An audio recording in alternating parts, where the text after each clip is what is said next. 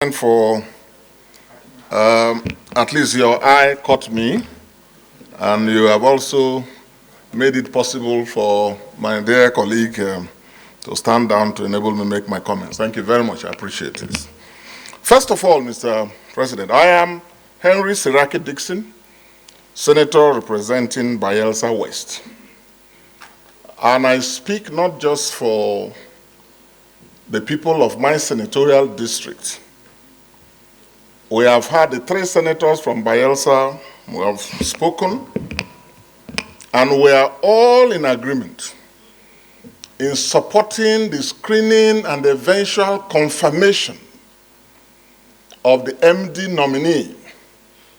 And by the way, thank you for making it possible to be seated so that we don't experience the ugly incident that we witnessed, which was what I was trying to draw to your attention. Thank you. I think there's no question that the MD is eminently qualified.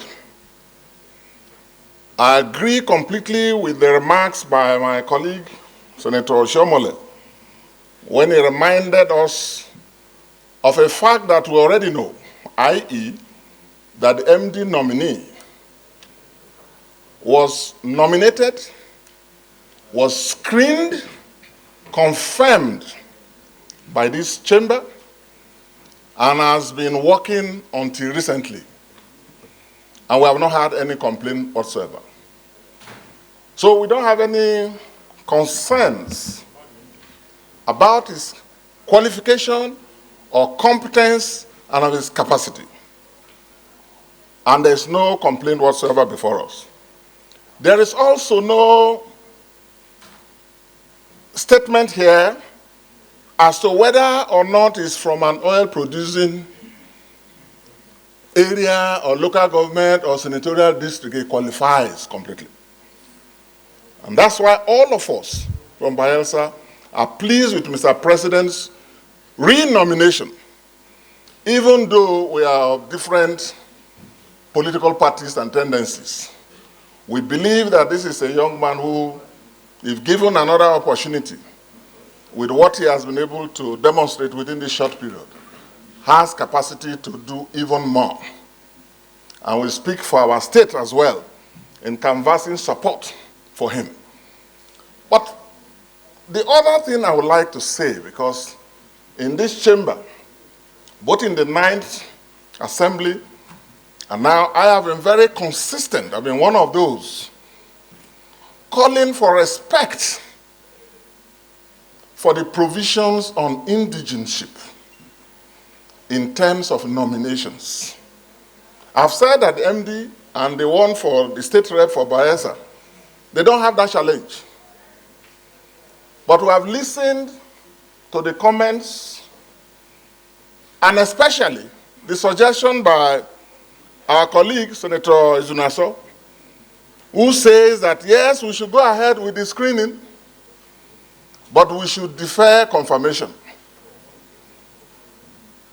As alluring, as persuasive as the reasons he has given may be, even though I've been one of those who say, look, there are reasons in the law why the requirement of indigenship was inserted. But it seems to me that nominations from time to time, in nominating, the appointing officers choose to observe or respect that part of the law more in breach than in compliance. And it's not peculiar to this current nomination. It was so before. I raised those concerns, and a number of people also supported me when we raised those concerns.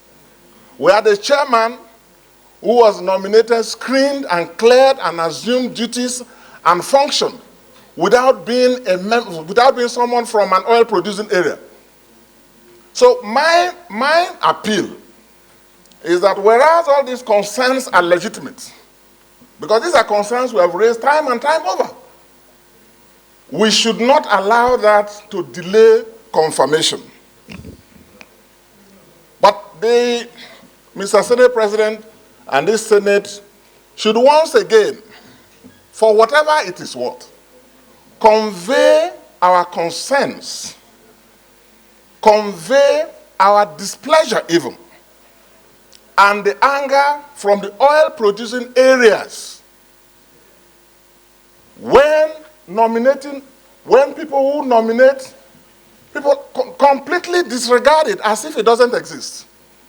So that, Mr. President, we don't get to a position where sometimes people will just nominate people not from Bayelsa or from Delta or from Akwa Ibom and nominate people from any other place and say, well, these are appointments, I am appointing, I appoint.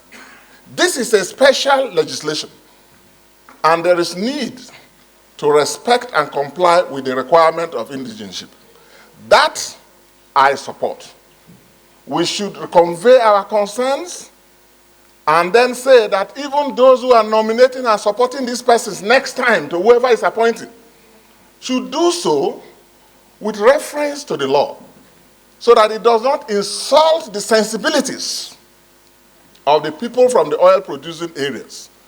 And finally, Mr. President and my colleagues, there is a clear, distinct difference between someone who comes from an oil-producing state and someone who comes from an oil-producing area.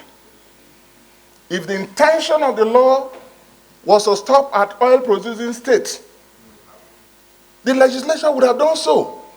They know the difference between someone who comes from an oil-producing state and another who comes from an oil-producing area. The special requirement in this NDDC law is that the nominees must come from not just an oil-producing state, but you must go further to say, does this nominee come from an oil-producing area? But very often, that has been overlooked. So I agree in principle with the concerns that have been raised. They are very valid, and they should be communicated to the appointing officer, in this case, the president. And I'm happy that some of those who are raising these concerns are from the ruling party with access to the nominating, appointing authority. They should raise those concerns, but that this Senate should also do so to protect the people from the oil-producing areas. But for now, nominees are here before us. Nigerian citizens, our constituents, they are here before us. It is not their fault that they have been nominated, whether they are from oil-producing areas or not. And I say so even though the two from Bayelsa don't have that challenge. They complied with the law. They are from oil-producing areas. Ogbeya, Oloibri, up till now producing. Dema Road down before my constituent, direct constituent, from Peretoro community, major oil-producing area, they complied with it. So I move, Mr. President, that whereas those concerns are legitimate, we should convey that in case of next time. But for now, that they are here due to no fault of theirs, this Senate should be urged to go ahead to conduct the screening and also further go ahead to do the confirmation, but convey our concerns. As you may recall, Mr. President, finally before I sit, these are some of the concerns, the reasons I advised or wanted the screening to be done at a committee level. If that had taken place at the committee level, some of these concerns could have been, but now we don't have time. This is plenary. This is serious business. So we should go ahead and do the confirmation and move on, hoping and praying that next time, whoever is making the nominations should try to comply with the letter and the spirit of the law. If for nothing else, at least to respect the sensibilities of the people who may not be in a position to nominate, but the oil-producing people, their sensibilities should be respected. I so move. Thank you very much.